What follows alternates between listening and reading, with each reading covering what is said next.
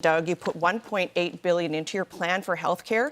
You put more into the spa at Ontario Place at $2.1 billion. Yeah, you might build hospitals, but you're not recruiting doctors, you're not recruiting nurses, and you're not giving them the operating costs. Hello everyone. There was this debate last night that I was watching, and it was pretty crazy, pretty spicy. All three of the other parties basically went super hard in on Doug Ford, and it was awesome. It was amazing. It was kind of cathartic to see everyone be like, you're screwing up so hard right now.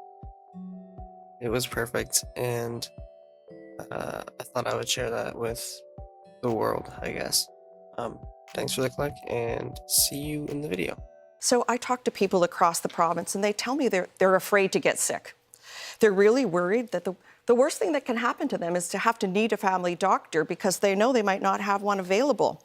That's not the kind of Ontario that I believe in, the kind where 2.5 million people don't have a family doctor, 11,000 are waiting for surgery or care or treatment, or people in the north have to drive 4 or 5 hours to see their family doctor. And that's because Doug Ford doesn't believe in our public health care system. One of the things that make us so proud to be Canadian. It's time for a change. A vote for Ontario's Liberals is a vote for family doctors. And how am I going to do that? By paying them better, bringing more of them, bringing in those internationally trained doctors. They could be your children who are trained in the US or the UK. Let's bring them back home by doubling the residency spaces, by paying our nurses and our PSWs a living wage. But none of that can happen while Doug Ford is Premier. So it's time for a change. All right, Bonnie Crombie, that is your time. Because you mentioned Doug She Ford is twice, fired I'll up. give him 30 seconds to respond to those claims before we move further. Well, first of all, there's no government in the history of this country that's invested more, 30% more than the previous government. That's over $30 billion. And we ended up going out there, attracting 15,000 new doctors, 100,000 new nurses, 30,000 nursing students in colleges and universities. But I can tell you one thing, you can't do it without a strong economy. The foundation of our healthcare is a strong economy, and unfortunately, all three of them fail in our economy. All right, Doug Ford, I'll come back to you. Mike Schreiner, the question, of course, is how soon under your plan will people out there have dedicated primary care? Within a four-year mandate, David. It's not fair in Ontario right now that 2.5 million people don't have access to a family doctor. Rural hospitals are closing their services, and we have 30,000 young people on a wait list to access mental health services. I was in Chesley, Ontario, and I met a man who said, thankfully, this local hospital saved my life. But if I have a stroke today, in the evening or the weekend, it won't save my life because it's only open from 7 a.m. to 5 p.m. That's what happens when you underinvest in healthcare. And that's exactly why the Ontario Greens have a plan to make sure everyone has a family doctor, primary healthcare provider, stop the privatization of healthcare, invest in rural hospitals, and ensure that the people who provide care for us, nurses and frontline healthcare workers, are paid a fair wage. And we will also expand mental health services because mental health is health. Mike Schreiner, thanks very much. We'll turn to Marit Stiles on the... Now, call me crazy, but NDP and Green Party seem to be looking the best so far. I didn't know rural hospitals were shutting down. I learned that. Make it make sense. The question, when under your plan will people out there who don't have a family doctor right now have one? Right. Thanks for the question. And the quick answer to that is our healthcare guarantee, which is that everybody will have one within 4 years. Having said that, It's like the only one who my actually pledge is answered the also question. that within the first 100 days, we're going to remove the paperwork and the administrative burden from the desks of our family doctors. Look, family doctors that I talk to, what they want to do is see patients, and they're overwhelmed with that paperwork, that burden. So we're going to make sure we get that off their desks by providing additional support, connecting them to family health teams. And I'd say this as well to folks watching out there. You know, 10,000 people in Sault Ste. Marie lost their doctors overnight, not that long ago. We have emergency rooms closed. An average wait time in an emergency room in Hamilton is 22 hours. Let that sink in, right? We cannot afford to continue on the road that we're on. So I'm also going to recruit and train and make life better for nurses so that we can keep them in our hospitals, treat them with respect, not take them to court or freeze their wages. All right, Marit Stiles, I'll turn to Doug Ford on the core question. How soon under your plan will everyone have a dedicated primary care provider? Well, what I said earlier, we've invested over 30% more than the previous government, and that's over $30 billion. What we've done, and I don't care about political stripes, I don't care about political stripes, I don't care about political stripes. So I just want to quickly talk about why this is a dangerous thing for him to be saying, because basically what he's saying is he doesn't care about what your political affiliation is. So you could be a fascist and he will still work with you if it will serve him, if it will serve his ends, whatever those may be. And that is dangerous because we're seeing that happen in the United States and we don't need that in Canada. I don't care about political stripes, as you know, I'll work with anyone. We brought on Dr. Jane Philpott, former Liberal health minister, and we're spending over $1.8 billion to connect every single person. We're leading the country right now at 90% of people connected to primary care, but that's not good enough. We're going to hit 100% with the help of Dr. Jane Philpott, well-renowned right across the country. But we've also built, as I said, over 50 new hospital sites or additions, and we're going to continue to invest into the doctors, over 15,000 people, over 3,500 new beds, and another 3,000 on top of that. But you can't do this without the foundation, and that's the economy. And each of them fail on the economy. It's very simple. This is problematic because there are multiple ways to look at the economy. You can look at it from a global perspective and see that Canada's economy is actually doing quite well. And if you look at it from like a provincial level, the economy has slowed down a bit, but it's expected to climb back up again in the next few years. The problem though with our economy isn't to do with the economic growth of the nation or the province, but it's to do with cost of living and how people are living paycheck to paycheck while people on top are just getting richer. And when he says the economy, what he really means is his wealth and his buddy's wealth. We're going to turn now to our first debate where anyone can jump in if you want to talk about what anyone else has said. I will step in if it turns into everyone just speaking over each other. And of course, we reserve the right, don't want to, but we reserve the right to mute microphones if the audience just can't understand what's being said here. Our subject continues to be healthcare. I'll turn to Mike Schreiner. And the question is a family doctor for everyone realistic and affordable? It absolutely is, but it won't be if Ontario continues to be dead last in per capita healthcare spending in the entire country. It would take an additional $12 billion just to get us up to the average. That's why you have rural hospitals closing their services. That's why 2.5 million people don't have a doctor.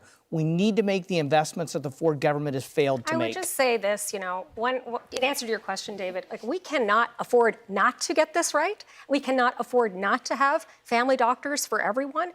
It's essential and it's crucial. But let's be clear, the healthcare crisis that we are in right now, the hallway healthcare crisis was invented by the previous Liberal government. But Doug Ford and his government have poured gasoline all over it. We have a crisis in our province right now. He can talk about how much he's spent on healthcare, but the reality is, talk to any Ontarian about the state of our healthcare crisis right now. It's terrible. We cannot afford not to invest in healthcare right now and make sure people have family doctors, but also nurses in our hospitals right now, respected. By your own admission, Doug, you put $1.8 billion into your plan for healthcare. You put more into the spa at Ontario Place at $2.1 billion. Yeah, you might build hospitals, but you're not recruiting doctors, you're not recruiting nurses, and you're not giving them the operating costs. I'd like you to look into the camera, and I'd like you to tell the people at home who lost loved ones while they were on the wait list what you did over the past 7 years to fix our healthcare system, because it's broken. We're in crisis, and you're bragging about what you've done. It's been an abysmal failure. Doug Ford? Well, Bonnie, what I will tell you, there's a reason why Dr. Jane Philpott, a Liberal minister, comes to our team. It's very simple because she sees the vision. She sees that we're building healthcare. She sees that, again, backlog surgeries. You know something? We have less backlog surgeries per capita than anyone in the entire country. We've bought over 49 MRI machines to spread out across the entire province. 11,000 As I said, people over waited. 50 billion. 11,000 The problem wasn't the died machines, it waiting was the on staff. scans. Said he But would you know end something, we hallway will healthcare. never- It's gotten twice we will- as we will- worse. we will Why is he never- still in Can I office? jump Can in he for 1 explain to second? people We got 10 why seconds he's I We'll would use a just credit say this, card. Doug. We'll use your OHIP card. That's what we're going to do. Private also. medicine, that's And what we're you gonna want to take us continue to. Private moving medicine, forward. Doug. Listen. That's what we're Okay, going to do. with that, It's we've run true. out of time in this segment. agree We're with going to her. continue with another important subject, and that is the cost of living. Once again, you have 1 minute to answer. Mike Schreiner, I'll start with you this time. Groceries, rent, and mortgage wants payments private have all healthcare, like, gone up that's for many people, full and yet stop. also for many people, salaries have not kept up. I'm not saying what will you necessarily he do wants to to help abolish ease the what is universal for many system, people but a daily struggle? Yeah, times are tough right now. he wants private to I be the hear it new every main day. source of healthcare. And unfortunately, in Ontario right now, the rich insiders are getting richer, Right. and the rest of us are just struggling to get by. Rent. Nobody on a full-time minimum wage can afford rent anywhere in Ontario. Food bank use is at an all-time high, up 78% just in the last 2 years.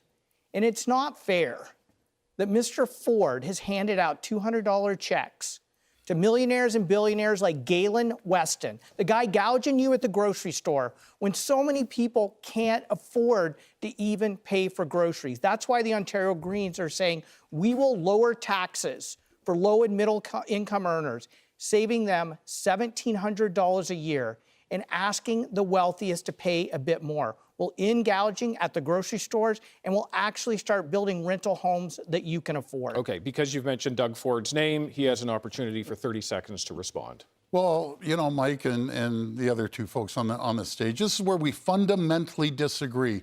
See, Mike looks at that as that $200, and so do my other two colleagues. It's their money. That's what they believe.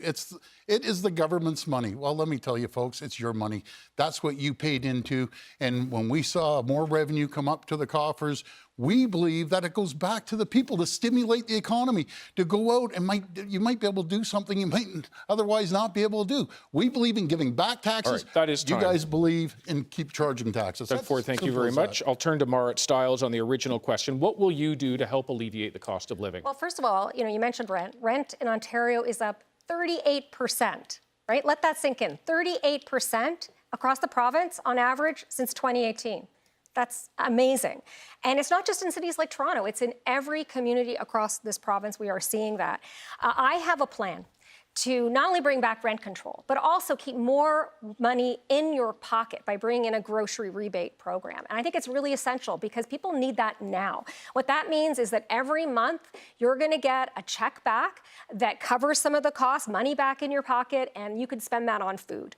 And we're also going to fix the problem of price gouging by all of these grocery CEOs with a consumer watchdog. It's about time we did that. And one thing I can tell you is you're going to get about a check for about $120 for a family of 4 back every month. And let me tell you, I am not going to be giving a $200 check to Galen Weston. All right, Stiles, thanks very much. I'll turn back to Doug Ford to have your core response to the question, what will you do to help Marit and ease the the cost of Liberals are living? in the lead. Well, this is where we fundamentally disagree. Fundamentally. But Green is still we're doing the better only than government Ford. in the history of Ontario that's It's never keeping us raised cool and taxes. everything, We've seen but, more like, revenues come which up looks because good, we've created but the climate and the what he's conditions saying is for kinda companies nothing. to invest. Now, these three did bring back the gas tax, and I know they've admitted it, that they're going to bring it back. They'd bring back the one fare that saves people $1,800. They'd bring back the tolls on the 412 and 418.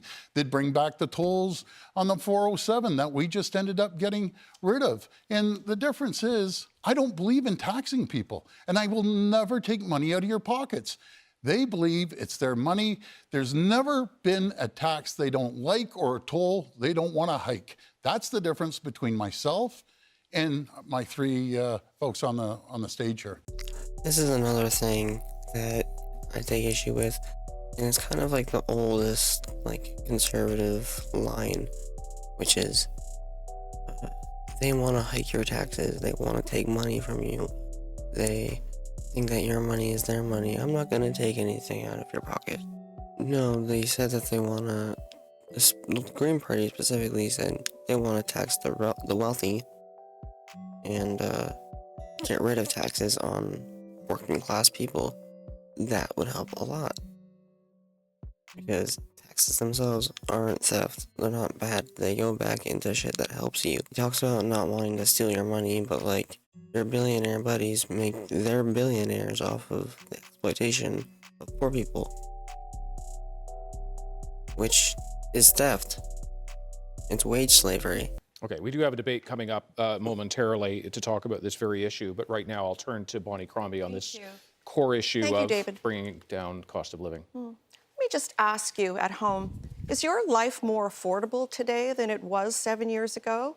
I bet the answer to that is no, because I hear from people everywhere I go. They can't afford to even buy their groceries and pay their rent in the same month. And it's a really cold February, and they're wasting a lot of money paying for heating bills. I'm not okay with that, people in food banks. After 7 years of promises, we got nothing. We got no action. You were promised a tax cut, but you never got it. Here's what I'll do with Ontario Liberals. I'm going to cut your taxes. Yes, your income tax, and you'll pay 22% less on the first $75,000. I'll also take the HST off your home heating and your hydro bills, and I will build homes that are more affordable because we're going to take off those hidden taxes. And there will be no tax on carbon. You can take my word for it. We will double the ODSP for people living with disabilities. We'll also phase in rent controls, and we're going to look at auto insurance premiums That is because time. they're out of check. Bonnie Crombie, thanks very much. I'll turn to Margaret Stiles as we turn to the open debate portion of this. And I'll kick things off just with a question. Do you believe a tax cut is the best way to make people's lives more affordable? No, as I said, Increase our my plan ODSP. is to bring in a grocery rebate program because we think that, like, look, since 2018, no question, groceries have gone out through the roof, right? So we have an opportunity, but we also have a real offer for Ontarians, right? That will actually put money in your pocket so that you can afford food again. But look, you know, more than that, we've got to stop the proud price gouging by these grocery giants. And under Doug Ford and the Conservatives, we have seen again and again that they favor those big companies over regular people. Okay, I can see Mike that's my Schreiner wants to get in. I want to ask a question really directed to Doug Ford. The three of us have all said we would double ODSP rates. ODSP rates. Yes. People are living in legislated poverty. And I'm wondering if Mr. Ford thinks it's okay in a province as wealthy as Ontario that people would be forced to live in legislated poverty on $1,300 a month when average market rent in this province is $1,600 a month and over $2,000 in Toronto. How can we sleep at night knowing that people with disabilities can't even afford to pay the bills? Bonnie Crombie, I can see you want to get in. Doug Ford, did you want to respond to that? Well, I'll respond quickly. Under ODSP, we've actually increased it based on the rate of inflation. It's gone up since 2022, 17%. Oh my That's what we've done. God. But you can't pay people on ODSP if you don't have an economy. And all you three believe in is simple. Just tax the people to death. Tax companies to death. We saw what you did. listen, No, it's my opportunity to get in. 7 years ago. No, I think it's my I walked opportunity. into a That's bankrupt like they're province fucking because you lost billionaires. 300,000 jobs. You tax businesses, you tax people. Hey, Doug, Okay, you Doug Ford, promised. Bonnie Crombie. Hey, Doug, you promised 7 years. Doug, you promised 7 years ago that you would cut our taxes. I'll tell you what didn't I've get it done, Doug. You didn't find cut it- our I find taxes. it, Rich. I am the only leader on this platform not. today No, you're that not. is committed to I've cutting committed. taxes. I've committed to And with cutting my plan- taxes. and- I've committed to cutting taxes And with my on low and plan, middle income families. with my plan, people almost- will take can I home just go back to the $1,150 David? every year, not a one-time Okay. $200 check, Doug, which is great this month. You can David. pay your rent, Okay. you can buy David. groceries, but what about next month? I almost- What does that $200 check do for We have people 45 next seconds month? remaining. Well, if I can get a word in edgewise here, but $1,150. I almost fell off the stage here, David, when Bonnie Crombie said she'll cut taxes. When she was mayor, she raised taxes every year, raised the My tax garbage increases were tax, the same as raised yours. the water tax, Same as raised yours in property taxes Toronto. every year. Matter of fact, at one time, Mississauga was well run until Bonnie came along. Okay, Doug Ford, jump I in know here for a Margaret second? Stiles wants to I get just back like in. to ask another Goodness. question. I find it funny that he's actually throwing shots back at Bonnie. Like, I don't know much about her political career or anything. I should look into that. But I just find it funny. He's like, I don't know, because he still has to fight back, kind of, right? he doesn't really have anything more than attack her credibility, which is kind of hilarious to me. Doug, I feel like, we've talked a lot about, you're talking about your little things, but listen, $2.2 billion that you're spending right now to subsidize a luxury spa in downtown Toronto, that's $400 per household in Ontario. Do you think you could maybe cancel that so that people in Ontario won't be subsidizing a luxury spa? Do I get this one? You get the we've run out of Can I time, ask but you one give you thing? the chance to We've respond. cut over $10,000 of taxes. Why did any of you Where? not vote for it? Because you don't believe in cutting taxes. Thank God we have Mayor Carolyn Parrish I will have in to, Mississauga. I'll have to She's stop it done there. more. I'll have to stop it there. I'll have to stop it there. Unfortunately, we are out of time. Teenagers are being arrested in smash and grab robberies, in car theft, and in some cases, murder. What will you do to deal with youth crime? Well, first of all, we led the way on bail reform. I don't believe that no matter if it's a 17-year-old or a 22-year-old, that should get a slap on the wrist when they kick in the door and put a gun to someone's head or murder someone. I don't believe in that. I believe in throwing them in jail. I believe in hiring tough judges and justices of the peace, because we've seen this happen, and nothing frustrates our great police officers more than this. They arrest someone, throw them in the cruiser, and the guy in the back is saying, I'll be out before your end of your shift, and guess what? He gets out because of the weak policies that Bonnie Crombie and the Liberals, federal Liberals, it's catch and release. Let little Johnny out 10 times on bail to recommit the exact same crimes. I don't believe in that. I believe in making sure they stay in jail, and there's consequences when you start terrorizing neighborhoods. And that's what we're seeing in Toronto and the GTA. We're investing in our police like they've never seen before. All right, Doug Ford, thank you very much. He has said your name, Bonnie Crombie, so I'll give you 30 seconds to respond to that, and then 60 seconds on the question of what you'll do to respond to Let me youth also crime. say how proud I am of my record in the city of Mississauga and people electing me with 78% of the vote, because I created jobs. I brought in investment. I set us up for growth and economic development. And I'm very proud of that. But you know what? Something in Ontario has changed. People just don't feel safe anymore. They lock their doors. They put their cars inside their garages, because we see carjackings and break-and-enters and home invasions like we've never seen before in the past 7 years. Under this government, things Okay, have well, gone are you out gonna of talk control. about like Yes, social we will be programs hard and on therapy crime, and shit but like I that will to also put these tackle kids through? the Like, are causes you of gonna crime, talk because about we that, need or to invest more in our youth and get them and the fact invested into that programs. poverty leads on to the crime? core That's the question. problem. People can't afford shit, so Yeah, no, that They do I crime? think we've covered it there. So we can shift on now to Mike they Schreiner teach on their this kids to question do around- crime. Don't I get 30 seconds? You did Because get for 30 seconds. years now, people in did Ontario have I been thought suffering. you finished? No, if you're not done, not at all. please go not ahead, at yeah. all. Let me say that things have really changed in Ontario. It just doesn't feel safe here anymore whatsoever. I'm gonna take it out. Violent Cheers, crime y'all. is on the increase. We see carjackings and break-and-enters, and people breaking into your home to steal your car keys so they can steal your car. An increase of 350%. That's crazy. People are afraid to ride the subway. Families are afraid to walk through the park because they're going to step on needles. So despite all the talk you're hearing, things are actually a lot worse. If you want safer streets, you'll have to vote for an Ontario Liberal government. We'll crack down on crime, but we're also going to invest in the causes of crime, like specialized courts to throw the book at repeat offenders. We're going to be really tough on repeat offenders, including those criminals and those carjackers. We need to do this. We can't sit back. You know, David, I hope to be a grandma very soon. I had 2 kids get married this summer. That's the thing and I I don't dislike want about my the right. grandchildren living in Doug It Ford's would be Ontario. so awesome Crombie, thank if you very Mark much. said Mike something Schreiner, like your that opportunity to respond to the question around about therapy and like social programs and mental health Mr. Ford and talks fixing the about poverty. bail reform. That's a federal issue. I would suggest he look in the mirror at the fact that 80% of people in provincial jails right now in Ontario are awaiting trial. One of the reasons people who are accused of crimes are getting off is because there's so many delays in the Ontario courts that they get out because of that. And now this Mr. Ford wants to make it even worse by criminalizing people who are experiencing homelessness. We need to invest in housing people, not throwing them in jail. We need to invest in treating people with mental health and addictions challenges, not threatening to throw them in jail. It was the People need Green public Party to say services. this? That's what What a the caring fuck? Ontario looks like. That's what fighting for fairness looks like. Ontario Greens will put care over crime.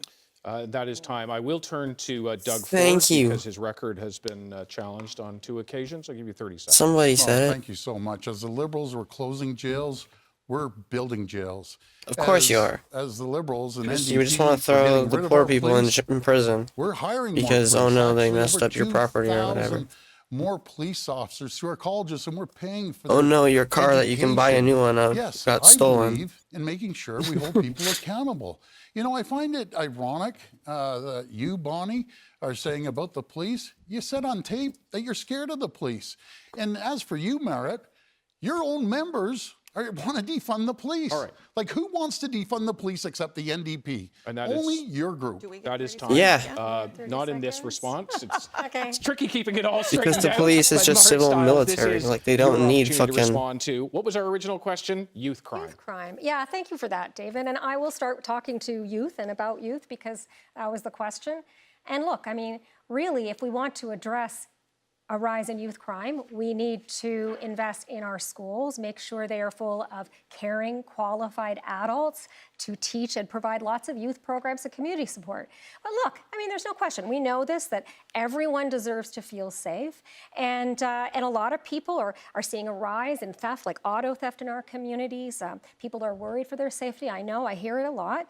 On this issue, my priority is always going to be taking care of people. And that means, as I just mentioned, taking care of young people. It also means ensuring that people with addictions get the health care support they need, people who are living in encampments and homeless get housing. But look, we need to fix our court system. And right now, it is so backlogged that it means that dangerous people are falling through the cracks, and many others who deserve their day in court aren't getting it. We need to fix that, and that's an issue that the provincial government can address right now. And that is time. Mara is honestly saying the right things, like all of the right things. I think it's kind of amazing because I didn't really know that decisions would actually talk about this kind of stuff. It just makes me kind of hopeful. I really hope that, you know, people make the right decision. You're all slinging things at each other, so it seems like a perfect opportunity to have an open debate. You can all jump in, but I'll start with Bonnie Crombie on this instant. Violent crimes up. What do we do? You know what I think is really important? That we have a dedicated bail court for repeat offenders, so they are dealt with harshly and right away. This is the problem, the catch and release, and this is something that Doug has done 7 years to deal with and has done nothing about. We also need a plan for people who are of addictions, not just use a notwithstanding clause to get them off the streets. There's no plan on where to put them and give them the treatment that they need. We haven't really talked about here at all are victims. And earlier, what we're seeing right now is because of the backlog in our courts, we're seeing the dangerous folks get out. Innocent folks actually can end up behind bars for far too long, but cases are being thrown out under the Conservative government of Doug Ford. And of course, many others are not getting the justice that they deserve, including, by the way, victims of gender-based violence. So, you know, I've talked about this a number of times, but I want to make sure we remember that there are victims involved here too. This government cut back on the victims' compensation fund. They have failed to declare intimate partner violence an epidemic. And again, you know, he always wants to talk about throwing people in jail. I want to talk about how we actually prevent that in the first place, as well as making sure that people actually get their day in court, which you're not seeing under the current. We've only got about a minute left. There we go. One of the ways Yes. we prevent Marit. people from being thrown in jail in Ontario right now with the government saying Slinging them they want to facts. actually criminalize homelessness. That's right. It's just horrible. Like, we're better than this. We need to build a caring Ontario. It's a crisis of caring if the government's going to say, we're going to criminalize homelessness. Let's house people. 93% of the deeply affordable homes built in Ontario were built before 1995. 3 decades of underinvestment. That's why we have 81,000 people experiencing homelessness. I do want to give Doug government Ford an has opportunity said to get in no here. to solving that, and now they say they want to criminalize homelessness. Come on. You think about it, if they criminalized homelessness, crime would go up because now you have all these homeless people that are now criminals. You're kind of messing with the stats. I don't know. It's kind of ridiculous. We're Doug better Ford? than this. Well, we've invested into our police like no other. $75 million into guns and gangs. We're buying more helicopters. We're getting more boots on the ground. We've hired more judges, over 25 that judges. crime is up. We've hired more 350% prosecutors. We're up. getting the backlog. But do you know what the problem is? Do you know why there's a little bit of a backlog? Because your catch and release policies, you don't believe in mandatory sentences. None of them believe in mandatory sentences. No, that's actually They not catch true. That's not and what we release, said. and they're back on the street and they're kicking down another door. I don't want those people kicking down doors. criminalizing I our- want those Honestly, people Doug. in Oh, jail. Doug, That's you've what I been want. in Yeah, power you just want 7 people in years. jail. You don't want to 7 fix the years, I haven't problems done that anything. actually I wanna lead say to this this. in the I'd first like to- place. Very simple. I'd like to Folks, know when what you our see a plan police is. officer, Just wanna please Band-Aid go the up to him and issue. say, Thank you. Has the PC government Okay. supported you? Oh, my goodness. Or has the previous All right, government Meanwhile, we you do cut have to three wrap, or we billion won't get through dollars. any of our other I know I have subjects. the So support I'm of going the to keep police, moving on and I here. have your backs too. We need All a right. plan for homeless people. They are our family members. It Okay, could have been we're my moving on. We're father. moving on. Thank you very much. I'm glad to see everybody's as passionate as they are. I'm the referee. I got to keep us on schedule here. We are looking for a quick answer in this next segment, a maximum of 30 seconds, and a yes or no will do. Mike Schreiner, I will turn to you. Would your government build housing on the Greenbelt? No, we will unlock housing that people can afford in the communities they know and love, instead of opening the Greenbelt for development, which would only benefit wealthy, well-connected insiders. That's why we have a housing crisis in Ontario. The priorities are wrong right now. Bonnie Crombie, would you build housing on the Greenbelt? Absolutely no. When I was chair of Big City Mayors, we made it very clear that we could accommodate the housing that was necessary, all within the municipal boundaries that had existed. The mayors have a plan, and they would have stuck to it. Doug Ford told his donors that he would open up the Greenbelt, then he promised us he wouldn't, and then he went ahead and did it anyways. And of course, we pressured him to do the right thing and pull back. All right. Merritt Stiles, the question is, would your government ever build housing on the Greenbelt? Absolutely not. Look, Doug Ford and the Conservatives decided to open up the Greenbelt, even though he said he wasn't going to do that. I am so happy and proud to have stood up against that move and pushed them back on their heels, and we won alongside farmers and everybody else.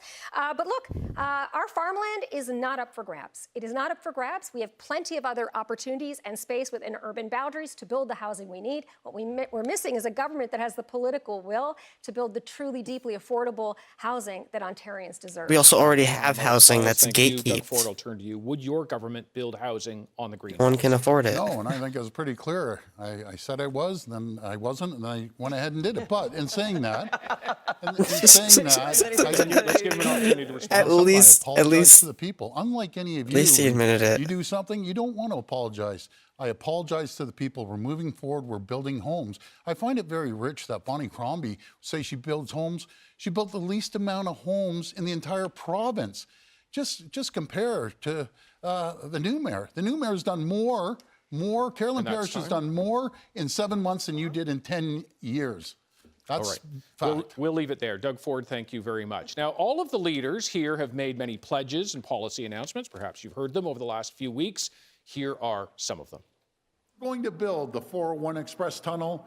It will be the largest tunnel in the entire world. Well, first of all, we would cancel Doug Ford's $2.2 billion subsidy to a foreign-owned mega spa. The Ontario NDP will end encampments by supporting people and helping them find a home to live in. We have a plan that will cut personal income taxes, that will cut small business taxes, and that will eliminate the HST off home heating and hydro. Okay, you've heard the promises. Now let's talk about the plan. Thank you so much, and hello to all of the candidates. Good to be with you today. I'm here to ask you some questions on specific policies that you have been presenting to voters. You will have limited time, just 1 minute to answer, so we ask you to please talk about your policies and not that of your rivals. After each answer, another one of you will have the opportunity to ask a follow-up question and then debate back and forth. We've randomly selected who will be asking that follow-up. We will begin with Progressive Conservative leader Doug Ford. You have promised to build a tunnel under Highway 401, but you have not done a feasibility study or said what it will cost. Why should taxpayers give you a blank check? Well, we know all 400 series highways are going to be maxed out in 10 years. You know, as the folks on the stage here, they don't believe in building highways. They said they're against the 413. They're against the Bradford bypass. They're against the tunnel. You know, they're against everything to build. So I guess my question to all three of them is where's the traffic going to go? You know, Mike, you say, let's put it on the 407. What are you going to do in 10 years when it's maxed out? You say, put the trucks on there. Talk to the trucking association. They don't want it. We're going to invest in transportation. And the only way we can invest in transportation is by having a strong economy. And all three of you have failed the economy. You don't believe in creating new jobs because to create new jobs, you have to have tax incentives. You have to put money back into the businesses' pockets to invest in their people, into their technology, into infrastructure, and put money back into people's pockets. That's the difference. Fundamental difference between myself creating jobs and them chasing 300,000 jobs out of our province. Notice how he doesn't answer the question. Again, he switches the topic to talking about how he brought in more jobs and they're gonna take away jobs, but he didn't really answer the question. He just took it as an opportunity to attack his opponents. Doug Ford, thank you very much. This is where Colin and I get to pass off the who gets to ask a question. And Bonnie Crombie, you now have the power to ask a follow-up question of Doug Ford. Thank you, Doug. Doug, I have one question for you and one question only. After 7 years of lies, why should anyone trust a word you say? Well, first of all, action speaks louder than words, and people have seen us spend over $200 billion on infrastructure, no matter if it's $50 billion worth of hospitals or $28 billion in building roads and highways, or $70 Doug, you billion put us in into building an extra transit. $100 billion See, of debt. How does any one government spend $100 billion and pay 2.5 million people still don't have a family That's the doctor? difference between us. I believe, Doug, a fantasy tunnel. How dumb is that, Doug? 40-year project? Infrastructure. Okay, let's give him a chance to answer the I actual believe question. in building dumb is infrastructure. that, Under the Doug? Liberals and NDP, there was nothing built. There was no subways. We're building the largest subway extension in all of North America. We're building highways and roads and bridges because we know one thing. There's $56 billion that's costing our economy every single year. Doug, this tunnel, Bonnie Crombie an opportunity to Thank respond. you. And we're going to Doug, get people this tunnel from point is A a to point fantasy. B. This is a fantasy Yeah, so project. is our subway, it is right? a 40-year Back and project. It won't be built in my lifetime. It will not alleviate any congestion. It will bankrupt the province at $150 billion. There are alternatives. Why don't you invest in the alternatives? Why don't you invest more in public transit? There's an alternative highway parallel. The 427 could be leveraged. Truck-only lanes on the 407.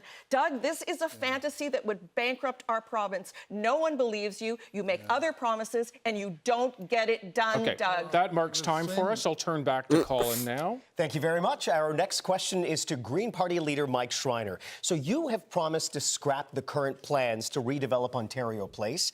What would you propose to do with that land instead? Well, first of all, I think it is a huge mistake and an insult to the people of Ontario that the government is subsidizing a foreign-owned spa at the tune of $2.2 billion, privatizing public space. Ontario Place is for the people of Ontario. It's public space that should be publicly available, and unfortunately, the current government has torn down all the trees, and now they want to subsidize it. Imagine what an insult it is and how unfair it is to people across the province saying, I can't afford a home. Hospitals are closing in my community. We can't get access to a family doctor. And this government is subsidizing a foreign-owned spa at the tune of $2.2 billion. That is not what the people of Ontario want. They deserve better. They deserve fairness. That's exactly what the Ontario Greens are fighting for. Mike Schreiner, thank you. I'll turn now to Doug Ford. You get a follow-up question. I would ask that you begin it with a question. Well, first of all, you know, we're building a world-class destination. We're going to see over 5 to 6 million people go there. And under the Liberals and NDP and the Greens, they let it deteriorate. It was just you know, dandelions coming up and everything else. And we're going to build an amphitheater that's going to attract millions of people. We're going to have 50 acres of public realm that you have to be more informed, Mike, because you didn't even know that. 50 acres. We're going to build a destination, the most popular destination in the entire province. And all these people, ironically, they're going to show up. We're going to build a new science center. They're all showing up. That represents Mark my time words. there. Do I Well, you can. Yeah, absolutely. Yes. Yeah. Was there a question? There was no question there, folks. Let's be clear. There was no question there because nobody can defend why you would waste $2.2 billion subsidizing a foreign-owned spa. If it's such a great destination, why are Ontario taxpayers on the hook for this? When our kids are learning in overcrowded classrooms, people can't afford homes, rural hospitals are closing, people can't find a doctor, and you're wasting $2.2 billion on this mega spa in downtown Toronto. It's the same kind of waste that the tens of billions that you're spending on this fantasy tunnel that will create traffic chaos in Toronto. I want to build things, but I want to build things that make sense for the people of Ontario, like homes they can afford. I do want to give Doug Ford an opportunity to respond. Well, first of all, let's address this tunnel, and it's going to be one of the largest tunnels in the world. Address it. And I know, I Doug understand. Ford a You believe in bike lanes and riding bikes and planting trees. I get it, and you're good at that. So, but the problem is you won't be able to afford the trees because the economy will go down the tube with all three of you. Afford We're gonna the continue trees. building transit, building infrastructure, getting people from point A to point B, and we're going to gain we build $56 homes? billion Trees just on grow the economy themselves if you instead leave of them for long losing enough. the Why economy. don't we do that? They're all Why don't great we build talkers, homes but close none to of where them people have work? solutions. All right, and that is time. I'll turn back now to Colin. We have another question for How do NDP you like leader the Mark trees Stiles. got here? You They don't have promised cost to anything. end encampments. It is estimated that more than Or the people have 80,000 decided they Ontarians should were cost homeless something. last year. What will your party do to end homelessness? Well, first of all, I mean, the answer to homelessness is building homes.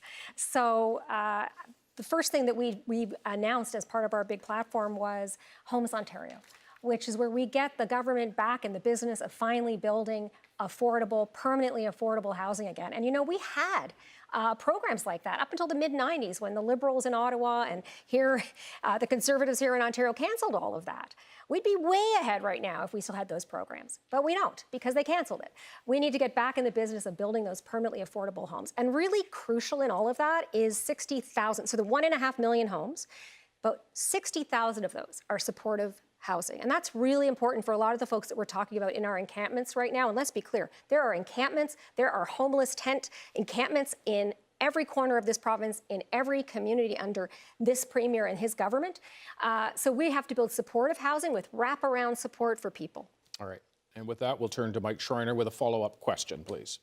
Yeah, I certainly support Ms. Stiles' plan to end encampments. We actually have to get back to building deeply affordable homes in this province. 93% were built before 1995. The question I have for you, though, is do we need to create a whole other government bureaucracy to do that? I've talked to nonprofit and co-op builders who have said, why don't you just flow money to us and we'll get it built? That would be more efficient and effective to achieve our shared I'm objective. happy to respond to that, Mike, and thank you for your support. Look, every other province except Ontario has an organization that manages this and that coordinates it, and that's what we will need. And that means absolutely working with builders, working with nonprofits, working with municipalities.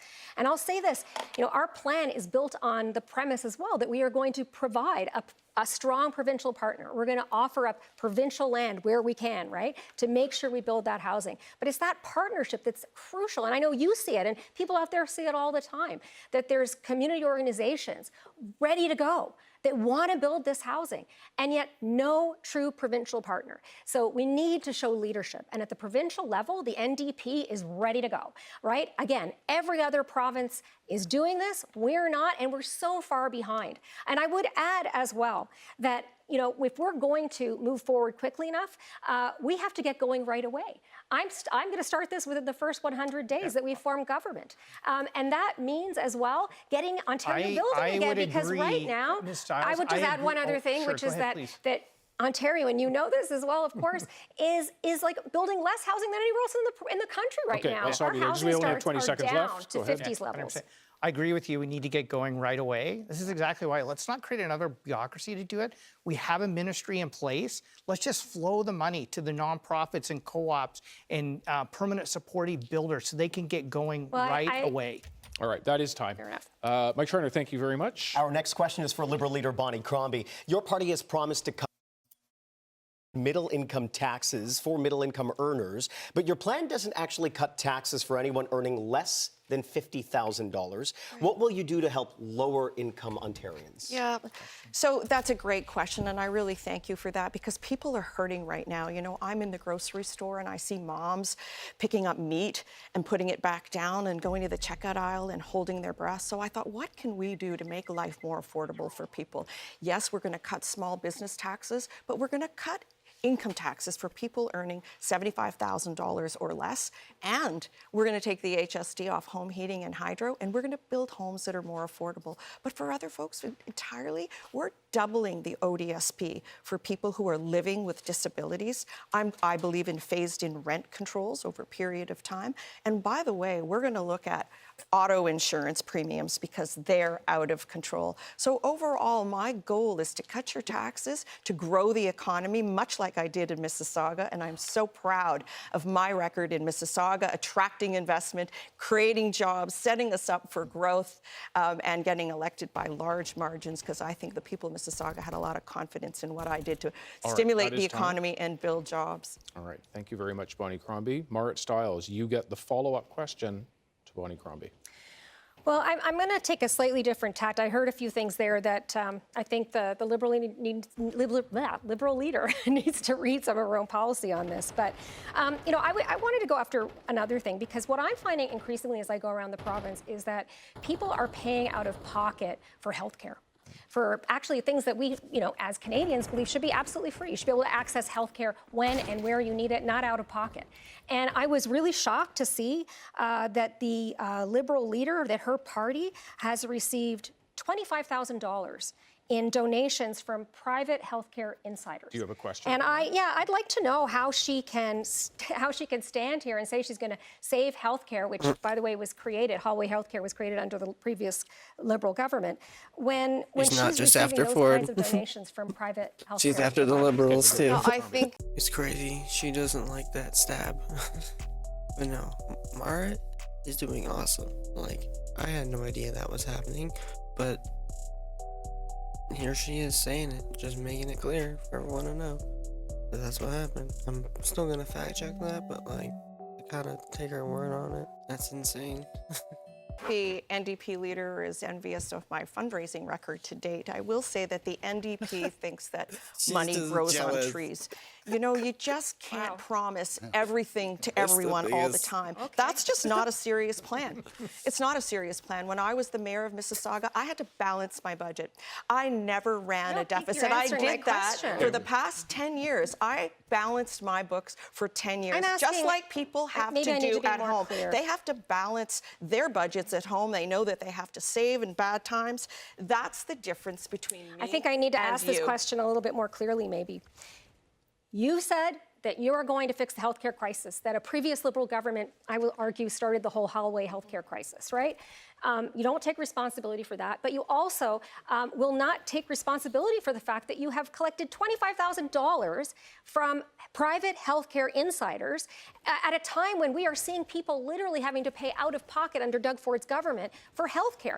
You know, Ontarians are very clear. They do not want to head in that direction. Certainly, we follow the rules to the T. Absolutely. And I have a plan that will invest $3 billion, not the 1.8 that the Premier is going to do. How do we know it's not going to go $3 billion to ensure that everyone in Ontario has a family doctor. That is my pledge. That is time. He didn't answer the question. Thank you very much. Thank you, David. Good to see you. I love that. And we She asked stayed some voters persistent. what issues they have not been care, hearing leaders talk basically. about during the What you election have to campaign. say. Tell me the Car answer to the theft, question. crime on the streets, the drugs, and the guns. Never used to be like that. The waiting time at the emergency, it's like hours and hours. I'm talking from my own experience. I think they need to talk about healthcare, and I think they need to talk about education so badly. A lot of people are suffering here. Right now, there is a situation with the food bank. That shouldn't be happening. This is Canada. Well, for this next segment, Siobhan Morris joins us. She is the Queen's Park Bureau Chief for CTV News. Siobhan, hello. Hello, thank you, David. Hello, candidates. I want to ask you some questions about things that are not in your platform. You'll have 1 minute to give us your position. There is no open debate in this section. We will begin with Marit Stiles. You have vocally criticized the government's closure of supervised drug consumption sites, but you've given no details about how you will respond to the addictions crisis. What is your plan? Well, first of all, look, as I've traveled around the province, without question, addiction and mental health care crisis is rife. It is in every community, in every corner of this province, and it has certainly gotten much worse in the last 7 years. You go to Sudbury, for example, you see that corner with all the white crosses that was built by a woman who lost her son Miles to an overdose. The answer to addiction is healthcare, right? That means that you do not take resources out of communities without actually putting back more and better resources. And that's not what we've seen under Doug Ford and the Conservative government. We saw them take away supports and not replace them. And I like the healthcare hub idea. That came from communities. But it is a drop in the bucket what Doug Ford and the Conservatives are proposing. It will not address the addiction crisis. When somebody needs help, they need it right away, not 2 months later, not a year later. They need it immediately. All right, Marit Stiles, thank you. The next question is for Doug Ford. You promised in 2018 to end hallway health care, but overcrowding in hospitals now is worse than it was then. Why should voters believe that you will fix the problem now? Because we've invested more than any other government. We've invested over $33 billion, over a 30% increase.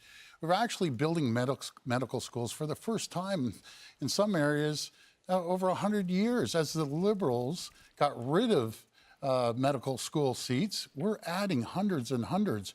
We've registered over 15,000 doctors, 100,000 nurses. And the way we do this, the foundation of healthcare, is very simple. You have a strong economy. That's why we've been able to invest in building more medical schools, having more doctors. We're paying for their tuition, by the way. All doctors, if you stay in primary care, you get your tuition paid for. We're paying for all the nurses right across the province for their education that none of these parties have ever done. Nurse practitioners, we're taking care of them on their education as well. We're doing everything we can to build the system, along with bringing Dr. Jane Philpott in, that will connect every single person to a primary caregiver. All right. Doug Ford, thank you very much. Siobhan. A question now for Mike Schreiner. For 10 years, you've been vowing to get rid of Catholic school boards, merge them with public boards. Your new platform doesn't mention that. Why not? Yeah, because right now, we have a crisis in our public education system. The Ford government has cut per pupil funding for education by $1,500. The priority for people right now is to shore up our public education system. And that means supporting both our public and Catholic boards to hire more teachers, educational assistants, special educators, and just caring adults, social workers, so our students have the supports they need. I think coming out of the disruptions from the pandemic, we need to shore up our public education system. And unfortunately, the current government has failed to do that. Ontario Greens are committed to reversing the $1,500 per student cut. We will invest in clearing the repair backlog, and we will ensure that we can lower class sizes because we would hire caring adults in our schools. All right, Mike Schreiner, thank you. Siobhan. And we turn now to Bonnie Crombie. You have opposed building new highways in the GTA, but you haven't talked really about how you would address the issue of traffic congestion. What is your plan to tackle gridlock?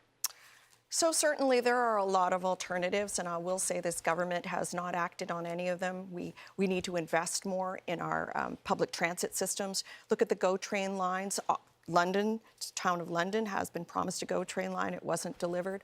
All-day two-way GO train service on the Milton line. It was promised again. It was never delivered. We're talking about $150 billion fantasy tunnels. Rather than utilizing existing resources like leveraging the 427 or truck-only lanes on the 407, there's a lot more public infrastructure that can be built, public transit that we need to invest in. Right across the province, look at the highway highways in the north, twinning the 2+1 lanes in 11 and 17, adding the extra 68 kilometers on Highway 69 in the north, because those roads are so treacherous and we rely on them. But here in the GTA, invest more in public transit to move people around. This is something I do agree with. Investing more money and resources into public transportation is amazing. It really helps with climate change, and a lot of people don't have like a way of getting around, like especially like low-class workers. So making public transportation more accessible and affordable is definitely something we should focus on. Here is where the needs are. People need to get to their jobs, and they need to get to their time. appointments and to their school. Bonnie Crombie, thank you very much. And Siobhan, thank you very much. Thank you. Thank you, Siobhan. Thanks, Siobhan. Thanks, Siobhan. Ontario, of course, is a beautiful, vast, and varied province with unlimited options for leisure activities. As we step away briefly from policy to the personal, we're looking for an answer in 15 seconds or less. This is a tense room right now, I don't mind telling you. So we're just going with a little bit of something to break that tension. I'm going to start with Doug Ford and ask you a question I'll ask everyone here. If you have the weekend off from work, where do you go in this province? I never stop working. I return calls. I have a cottage that I think I saw twice last year for 5 hours to cut the grass and came home. That's what I'm consumed about. I really am. I'm wake up in the morning early, 5:30, 6 o'clock, and return calls, and people know it across the province. From midnight, Okay, I'll return that is, calls. So time. I enjoy working.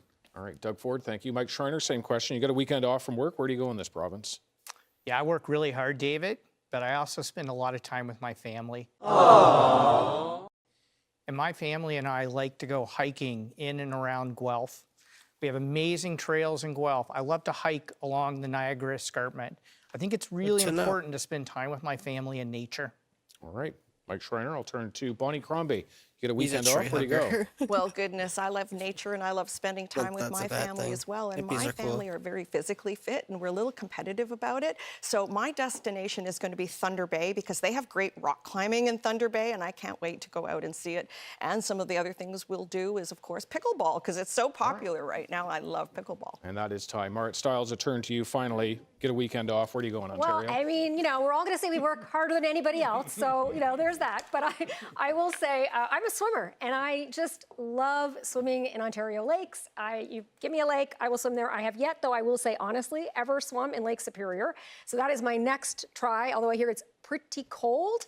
So I'm going to wait until the summer, obviously, and I'm going to swim a lot. It's a great place to swim. It is, I'll tell I you, know, it's it is. beautiful. I've done it. It's Warmer, great. though. Beautiful lake. Maybe we'll all meet up there. We'll all meet there. Let's turn back to policy with a look at education. Another reminder that if anyone here makes a claim about one of their opponents in their answer, then that person gets extra uninterrupted time to respond. You get 1 minute each to respond to this question, and I'll start with Marit Stiles. Colleges across this province are chopping programs, and they're doing this in the wake of successive provincial governments saying to them, go and get revenue from international students. We know the bottom's fallen out of that. A lot of that money is gone. So how do you fix what has become a crisis for many colleges? Oh, well, thanks for the question. Yeah, and as I travel around Ontario, I got to tell you, I'm met almost everywhere I go by workers and students at our colleges, at our universities, who are very, very deeply worried. Communities that depend on the economy of those institutions as well, what that's going to mean for communities as we're seeing programs cut, programs that students need, that we need if we're going to have the skilled workforce that we need to drive this economy and make us more self-reliant, particularly in the face of Trump's tariff threats. So it's absolutely essential. We are funding at the lowest rate of any province in Canada right now. That is shameful. The answer isn't to increase tuitions. The answer is to properly fund post-secondary institutions. And I will add that the reliance on international students breaks my heart. A lot of those young people wanted to come here to build a life. They are part of our future, but we have to properly fund our post-secondary institutions. All right, Marit Stiles, thank you. I'll turn to Doug Ford on the financial challenges facing many colleges. Yeah, when they saw the financial challenges, when the federal government cut foreign students, we jumped in there. We support them to a tune of $1.3 billion. We cut tuition the exact year we got elected, we cut it by 10%. We've never raised it. We're making sure that the students focus for jobs of the future. You know, what we did find out, a couple of classes, David, had 4 or 5 people in it. And we thought that's ridiculous, you know, like a basket weaving course. Let's focus on STEM. We graduate more STEM students than anywhere in the entire North America, over 70,000 STEM students, science, technology, engineering, and math. Those are the jobs of the future. We're going to continue investing in it, not to mention the skilled trades. There's a reason why all the trade unions are supporting us. At one time used to support you, but they know there's no future with any of your parties. And we're spending over $2.5 billion training skilled workers. And we've seen women, a 30% increase with women in the skilled trades. All right. Doug Ford, thank you. Bonnie Crombie. I think it's so important to educate our kids and prepare them for the jobs of tomorrow. And we don't even know what those jobs will look like now that AI is here, and it will change a lot of things for us. But what I do know is Doug Ford has set up a Ponzi scheme for our universities and our colleges, that they're relying on foreign students because he never capped them. He never capped them as they should have. My plan would be to cap foreign students at 10% so our kids have more space and reliance. I'm also going to increase OSAP for our students and extend the amount of time that they have to pay it back and increase the threshold in which it kicks in when they have to pay it back. But let's fund our colleges and universities properly. They only currently get 30% of their operating funding from the province. Every other province gives them up to 60%, and they're forced to rely on endowments and their reserves. And of course, they're closing departments and laying off people, because this government has created a Ponzi scheme, and it is not sustainable, and we need to cap foreign students. Bonnie Crombie, thank you. I'll turn finally on this to Mike Schreiner. Yeah, David, we have to have an honest conversation with the people of Ontario. We have the lowest funding for post-secondary education of any province in the country. It would take an additional $5 billion in Ontario just to get to the provincial average.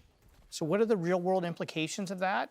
Colleges cutting programs to train people in the trades, train nurses, train people for vital jobs. I can tell you, as somebody who's started a number of businesses, I can't tell you how important it is to have our post-secondary education sector available to train the workers for my businesses and businesses across this province. Those programs are being cut. The $1.3 billion that was given to universities and colleges wasn't even enough to make up for the loss in funding from international students. We will not solve this crisis.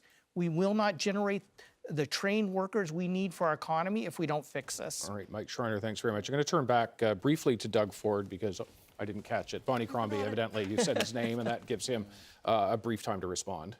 Well, first of all, just to inform Bonnie that it's the federal government, not the province, that cut the foreign students, just to inform you. But in saying that, we are training over 1 million students. Just think of this: Skills Development Fund, $2.5 billion. We've already seen 600,000 people go through the system in all areas, not just skilled trades, but other skills that they have out there. Right, we're going to continue investing in the people and the students of this province. We're going to continue. Unlike they've ever seen before, which we're doing. We'll continue on this same subject, post-secondary education, as it faces huge financial challenges. We're now going to have two leaders facing off, one-on-one, for 2 minutes. We'll turn to Marit Stiles and Doug Ford for this. First word to you, Marit Stiles. Well, I want to start with something that Doug said about the kids and the graduating rates. Like, we are seeing a lot of people graduating from STEM programs in universities and colleges, but I want to shift this a bit because I think that they're graduating in spite of this government and in spite of actually everything they've experienced coming up through our publicly funded education system in the last few years. And so I want to ask more specifically about that, because education is the reason that I first ran for public office. I think kids are our future. And I think the investments that we make now in our publicly funded education system are crucial to their success, but also to our success in Ontario. And so I want to ask Doug Ford why, after everything our children went through, everything they went through in the difficult years around the pandemic, why you cut $1,500 per student from our education system and drove education workers and teachers out of our schools. Well, first of all, that's an inaccurate statement. I'm going to tell you what the facts are. I know, and the three of you aren't very good with numbers, but the fact is no one's ever invested more in education than we have. We've invested $40 billion in education. That's $10 billion more Doug, than the NDP and the Liberals when you prop them up. Yeah, you know no. something, we actually hired 9,000 more educators. No, Doug. Even though the population of students have been Here's the stagnant around thing, 2 Doug, million, parents know that you're 9,000 more not telling the educators. truth about this. As you two are closing 600 schools, Doug, we're building $16 billion parents of schools. As you were laying off teachers, we're hiring So more I'd like to get back more in here, if I teachers. may, David. That's the Doug, difference. look, The foundation of education is built on our economy. Parents with kids in our schools right now, they know that that's not true, okay? Classrooms, the class sizes are huge. We cannot find education assistants or teachers or other caring, qualified adults to work in our schools because you took them to court because you tried to freeze their wages. But you have actually reduced funding by $1,500 per student. That is, I'll have to stop us there 9,000 just to keep us more. on time here. The next debate's going to happen between Bonnie Crombie and Mike Schreiner. You have 2 minutes. First word to you, Mike Schreiner. Yeah, thank you, Ms. Crombie. As you know, our education system is hurting. Our post-secondary It could be education so system fun is and so so awesome, underfunded, and K to but it's 12 not. is underfunded. Absolutely. And a lot of that The has Ontario to do Greens with are the funding. only party that's actually put forward a fully costed platform Yeah. that shows how we can afford to reverse the $1,500 cut brought in by this government in K to 12 education. We've shown how we can increase funding, base budget funding for our colleges and universities.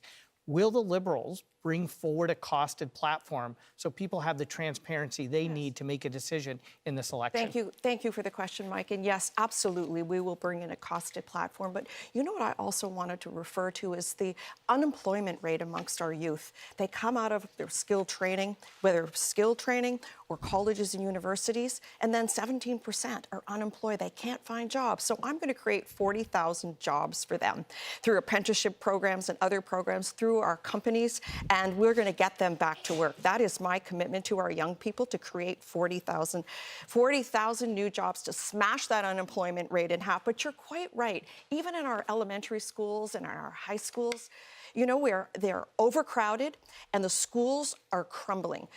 Teachers are forced to pay for supplies from their own pocket.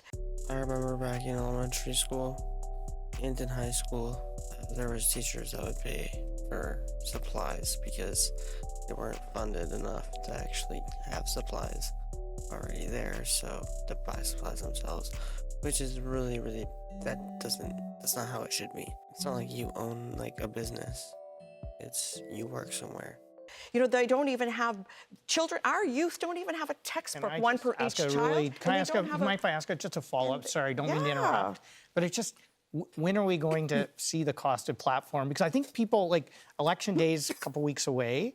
People want to know that when we're all up here making promises, and these promises, they're like a sacred trust with people. I agree. And they want to know how you're going to pay for it. Let's get an answer. Ontario We've got 10 Greens have been seconds. honest No, we about would that. absolutely have our platform released. And I would think every one of us on this stage should make that commitment, David. Why don't you ask each one of us whether they will release their platforms costed? I'll give you the opportunity to do that because you will have in your closing statements the opportunity to do that. We have a lot of issues facing this province, and trying to narrow them down is a challenge. Housing, absolutely a big one. And so each of you will have 1 minute to answer in these questions. Bonnie Crombie, I'll start with you. Our home is our safe place, it's supposed to be. But for many renters, they face the threat of rent eviction or a landlord saying, I'm going to move in, really just as a way to get them out. On the flip side of the coin, you have many landlords who have tenants who don't pay. Yep. And the system takes months to be able to try to get them out.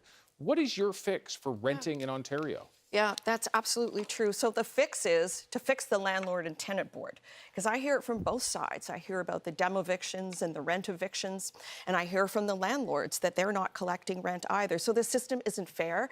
Adjudicators haven't been appointed. My pledge is to fix the backlog in the landlord and tenant board within the first 3 months. There are 53,000 cases outstanding. I'm not sure what has happened over the past 7 years, but certainly there are not adjudicators been appointed to clear that backlog. But listen, I've got 3 kids. They can barely afford their rent. They're not putting any money away to hopefully buy a home one day. 2 of them got married this summer, and they want to start a family. And there aren't homes being built in Ontario, and not ones that our young people can afford.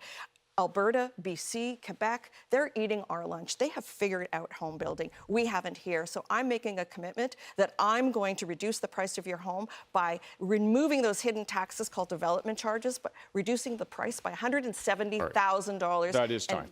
Thank you. We'll have to leave it there. Bonnie Crombie, Doug Ford, I will turn to you. What is your fix for renting in Ontario? Oh, my goodness. When she's saying that she's going to get rid of development charges, all she did is increase taxes in Mississauga.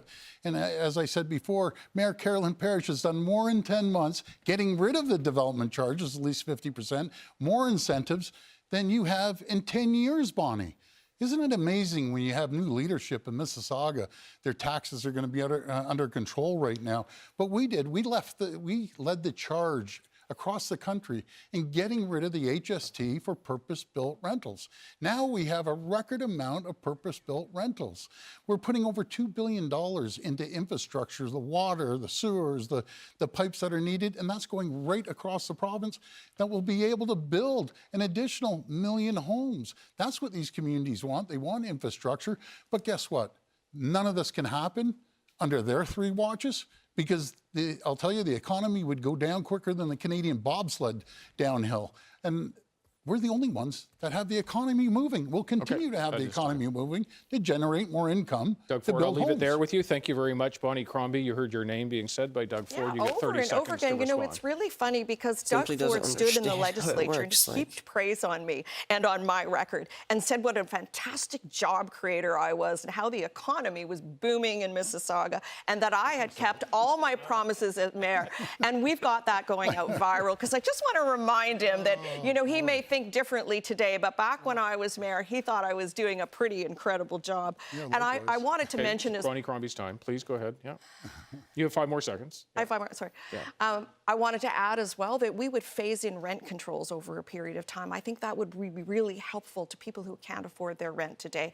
And while we make it more affordable to buy a home, our kids are losing the dream of buying a home. Some of them even want to leave the province. Bonnie Crombie, thank you very much. I've got to turn now to Mike Schreiner. A reminder, the question is, what is your fix for renting in Ontario? Yeah, I just want to give a shout out to my colleague, Ashlyn Clancy, MPP for Kitchener Centre, who put forward the most comprehensive bill in Ontario to protect renters, bringing back rent control, restrictions around above guideline rent increases, restrictions against rent evictions, because we need to protect renters in this province. Ways to fix the landlord-tenant board that works for landlords and for tenants. David, we have a whole generation, my daughter's generation, saying, we're never going to be able to afford a home, let alone pay the rent. That's exactly why the Ontario Greens have committed to building 2 million homes and removing the restrictions to build missing middle houses, 6 to 11-story multi-residential buildings in large urban centers. But unfortunately, the government said no to that bill, like they said no to my bill to build more homes that you can afford in the communities you know and love. We have to start getting back to building. We need a government that will say yes. All right, that's time. Mike Schreiner, We need thank someone you to very talk much. about publicly owned housing. There was a. like You what said I Doug live Ford's under. name. I don't think I did. No, I don't think you did. Well, let's You pretend said he the did. government. Excuse me, you said the government. The voices in my head are telling me that. Well, just, you know something, we've hired more adjudicators and landlord-tenant board. It's actually, the numbers are actually going down now. We're going to make sure we have some of the toughest laws to protect tenants. But as you were saying, Dave, some people abuse that and they stay in there for a year. We're going to make sure we clear up the backlog. But what this comes down to is they believe in higher taxes, new taxes, any taxes. That's what they believe in. You've proved it. Okay. You voted against us every single time. I don't believe in taxing the people. That is They do. time. We're running short on the clock. Marit Stiles, Fix for Renting in Ontario. Yeah, well, look, I mean, first of all, these two, once again, fighting over who builds the least housing in the middle of a housing crisis. Go figure. But look, Doug Ford has talked a lot, a good game about housing, but where is the housing, Doug? Where is it? Not being built.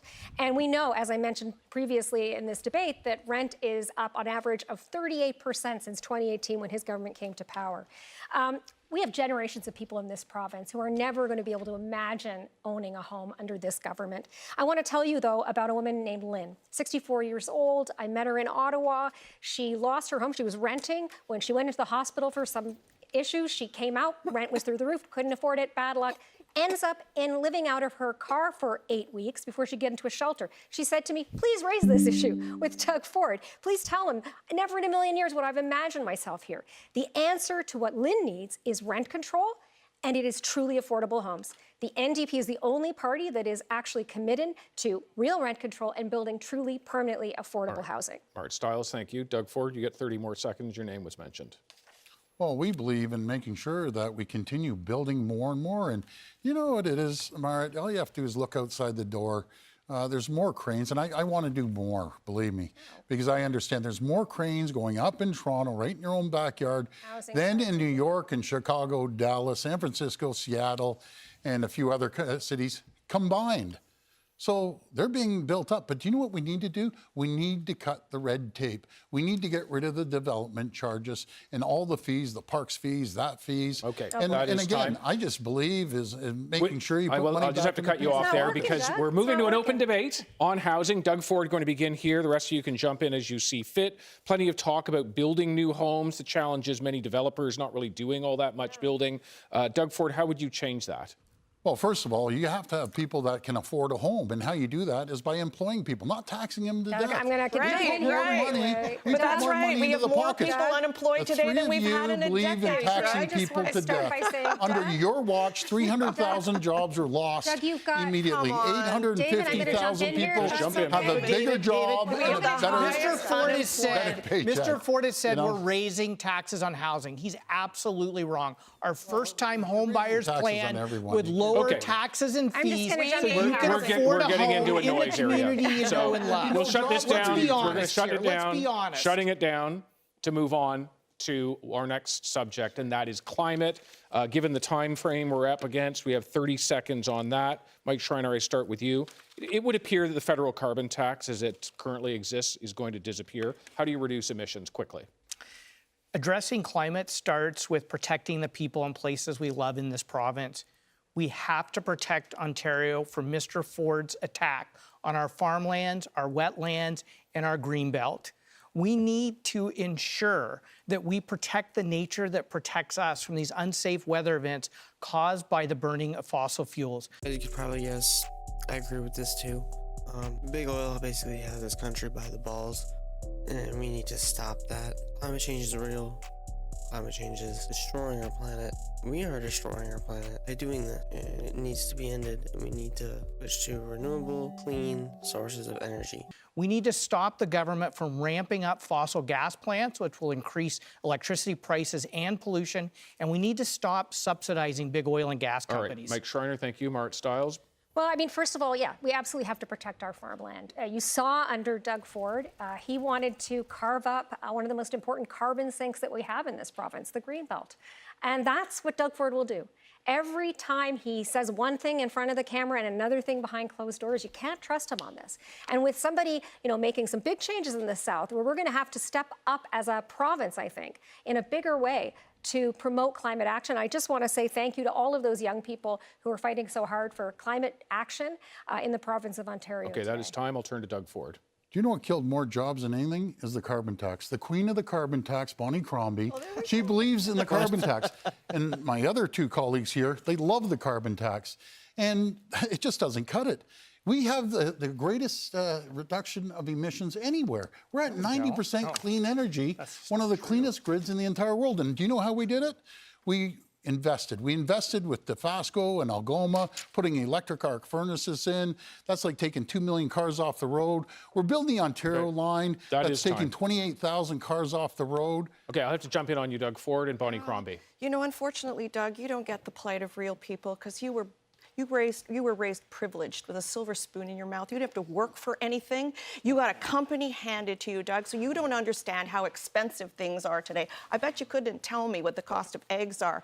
I am the first Liberal to stand up and say it's too expensive to have a consumer carbon tax. I was the first Liberal to say there will be no tax on consumers. There will be no carbon tax, Doug. I have said that repeatedly, but you just like your friend Donald Trump make things up. You are saying lies. That is time. Thank you. We'll continue moving on. Stop. If you were to have the leaders over for dinner to your house, what would you make them exactly? Simple things like a soup, because we show them that there is no money so we can buy the groceries. Hamburgers, fries, sausages, and the best French fries in the city. I don't cook, my partner would do it. And it would be pasta. We start with some cocktails, some wine, and maybe some pasta, and maybe food of the poor, so they realize what people really need in Ontario. Oxtail. Why? I mean, being in Canada, Toronto, it's lots of culture to share, lots of different perspectives and viewpoints, and that's part of being Canadian. You love is sharing your difference in cultures. That's what some Ontarians told us they would prepare for these leaders. So as we try to have a bit of a lighter moment here, if you had the other leaders over for dinner, what would you make? 15 seconds, Marit Stiles. Boiled dinner from back home in Newfoundland. Very, very, very inexpensive. Cabbage, salt, meat, potatoes, something a lot of us could probably relate to. Delicious, and I make a really good one. Marit Stiles, thank you. Doug Ford. Macaroni and cheese. He's so mad. He hates them. Like, look at him, it's like steaming. But he's trying so hard to hide it. That's all he's making, just mac and cheese. Mac and cheese. All right, very simple. We'll turn to Mike Schreiner. I love making homemade pizza with all Ontario ingredients, which is why we need to protect Ontario's farmland. Nice. Bonnie Crombie. So I'm Polish, as you know, and I grew up with my grandparents in a rooming house, and I learned to cook under my grandmother's wing. And so, of course, you're going to get pierogies in cabbage rolls, and you're going to get borscht, beet soup, and you're going to get all kinds of Polish delicacies, because that's what I love to cook, and I thank my babcia for teaching me. Bonnie Crombie, thank you. Okay, we have time left for each of you to make a closing statement. That is one uninterrupted moment, and we will start with PC leader Doug Ford. Well, folks, we're going to have a very clear choice in this upcoming election. This is all about leadership. We've seen what Donald Trump is going to do in the White House for the next 4 years. And no matter if he puts a tariff on us today, tomorrow, next month, next year, it would devastate our economy. There's one person on that stage that's going to protect your families, protect jobs, and protect businesses and protect communities. And that's myself. We're going to reinvest into the economy like we did, and we saw over 850,000 jobs. We're going to diversify trade around the world, which we did. We saw over $70 billion of investment. But I can't do it without a strong mandate. If I get a strong mandate from the people of Ontario, I will work harder than I've ever worked. I will fight against Donald Trump like you've never seen before. On February 27th, I'm asking for your vote, and may God bless the people of Ontario. Doug Ford, thank you very much. We'll turn now to Liberal leader Bonnie Crombie. We need a premier that will protect everyone's job, not just his own, and who is able to get us a family doctor like they had promised. You know, tonight we talked a lot about some really important issues, no question. And I want to leave you with this. If we want to change our healthcare system and a family doctor, you need to change the government. So today I'm asking those of you who voted NDP in the last election to vote Liberal, to vote for a government that will fix our healthcare system and to get you a family doctor. And together, we can change government. Thank you. All right, we'll turn now to the NDP's Marit Stiles. When times are tough, people look for hope. And for me, I find that hope in the strength of the people that I meet all across the province of Ontario. But after 7 long years of Doug Ford and his wasteful scandals and his broken promises, rising costs are really hurting a lot of people in this province, and they are weakening us. He has left us weaker than ever before. A few weeks ago, while he was facing, and we were facing, the biggest threat that our country has faced in generations, he decided to quit his job. Now, most people in Ontario, if you quit your job and then you didn't show up for work the next day, you wouldn't expect to be rehired. But Doug thinks that he deserves that. I gotta tell you, you don't have to settle for this. You have the power to change things. And I wanna offer you that hope. We can fix our schools. We can build truly affordable, permanently affordable homes. We can hire doctors and fix the healthcare crisis that these folks have contributed to.